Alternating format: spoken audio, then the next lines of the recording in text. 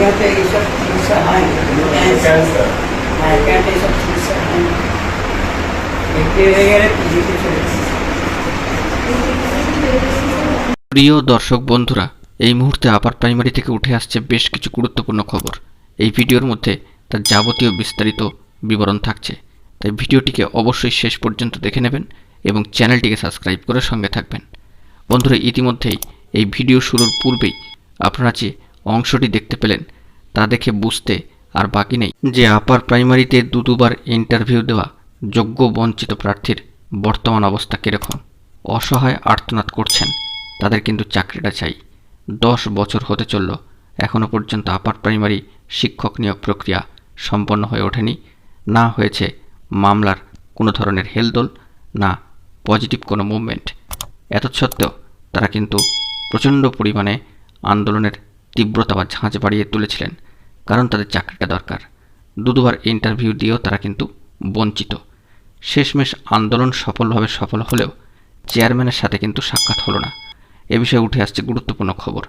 আসুন আমরা সেই বিষয়টিকে অবশ্যই জেনে নিই। যে বিষয়টি উঠে আসছে, দীর্ঘক্ষণ ধরে অপেক্ষার পরেও এসএসসির চেয়ারম্যান সাহেবের সাথে দেখা পেলেন না চাকরি প্রার্থীরা।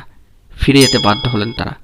আপার প্রাইমারি চাকরি প্রার্থীদের 5 জনের একটি প্রতিনিধি দল চেয়ারম্যান সাহেবের সঙ্গে দেখা করার জন্য গতকালকে দুপুর 2টো নাগাদ পৌঁছন আচার্য সদনে।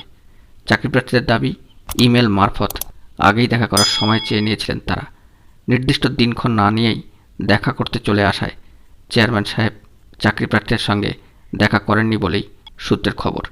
এমনটাই কিন্তু সামাজিক গণমাধ্যম সূত্রে খবরে উঠে আসছে।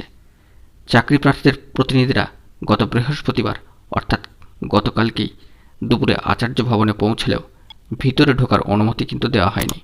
প্রায় 1 ঘন্টা অপেক্ষা করার পরে ফোনে চেয়ারম্যানের সঙ্গে কথা বলে কার্যত হতাশ হয়ে ফিরে গিয়েছেন চাকরি প্রার্থীরা।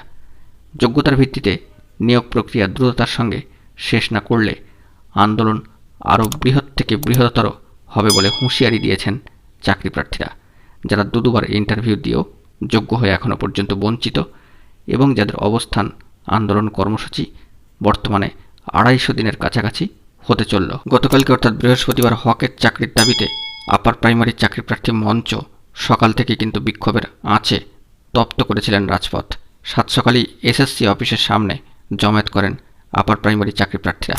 সল্টলেকে জমায়েতে পোস্টার প্যাকার্ড নিয়ে চড়তে থাকেন তারা, স্লোগান এবং অ্যালার্ট থাকে এ বিষয়ে পুলিশ প্রশাসনও। ব্যারিকেড ভেঙে ভবনের ভিতরে ঢোকার চেষ্টা করেন চাকরি প্রার্থীরা। এর ফলে প্রশাসনের সঙ্গে কয়েক প্রস্থ কিন্তু ধস্তাধস্তির টানা হেঁচড়া চলতে থাকে এবং দেখা যায় চাকরি প্রার্থীদের কিন্তু জামাকাপড় পর্যন্ত খুলে গিয়েছে, ছিঁড়ে গিয়েছে, আঘাত পেয়েছেন অনেকেও। সেখান থেকে চাকরি প্রার্থীদের একটা অংশ আবার চলে যান সম্মানীয় মাননীয় মুখ্যমন্ত্রীর দৃষ্টি আকর্ষণ করবার জন্য সেই দিকে অর্থাৎ কালীঘাটেও, কিন্তু মেট্রো স্টেশনেই তাদের পথ আটকে দেয় পুলিশ প্রশাসন। অন্যদিকে আরও একদল চাকরি প্রার্থী হাজরা মোড় থেকে একেবারে সম্মানীয় মাননীয় মুখ্যমন্ত্রীর বাড়ির দিকে এগোতে থাকলেও সেখানে কিন্তু তাদেরকে আটক করা হয়। চ্যাংদোলা করে তাদেরকে টানা হেঁচড়া করে গাড়িতেও তোলা হয়। সেক্ষেত্রে বেশ কয়েকজন চাকরি প্রার্থী যুবক অসুস্থ হয়ে পড়েন এবং মাঝে মধ্যেই কয়েকজন চাকরি প্রার্থী বলতে থাকেন যে দীর্ঘ 8 বছর ধরে তারা অপেক্ষা করেছেন, কিন্তু এখনও পর্যন্ত তাদের মেধা তালিকা প্রকাশ করতে পারল না স্কুল সার্ভিস কমিশন। 244 দিন ধরে তারা মাতঙ্গিনী হাজরা মূর্তির পাদদেশে বসে বিক্ষোভ আন্দোলন চালিয়ে যাচ্ছেন। আপার প্রাইমারি চাকরি প্রার্থী মঞ্চের তরফ থেকে সম্মানীয় সুশান্ত ঘোষ মহাশয় বলেছেন, ওই দিন বিকেলে স্কুল সার্ভিস কমিশনের দপ্তরে তাদের 4 জনের একটি প্রতিনিধি দল গিয়েছিল। সম্মানীয় সুশান্ত ঘোষ মহাশয়ের দাবি, স্কুল সার্ভিস কমিশনের তরফে আশ্বাস দেওয়া হয়েছে যে মাসের মধ্যেই তাদের নিয়োগ সংক্রান্ত মামলার শুনানি হবে। দেখা যাক পরবর্তী ক্ষেত্রে এ বিষয়ে কোনো পজিটিভ খবর উঠে আসে কিনা। আমরা চাই দ্রুত কোনো ভালো খবর উঠে আসুক এই সমস্ত বিষয় এবং চাকরি প্রার্থীদের অপেক্ষার অবসান ঘটুক।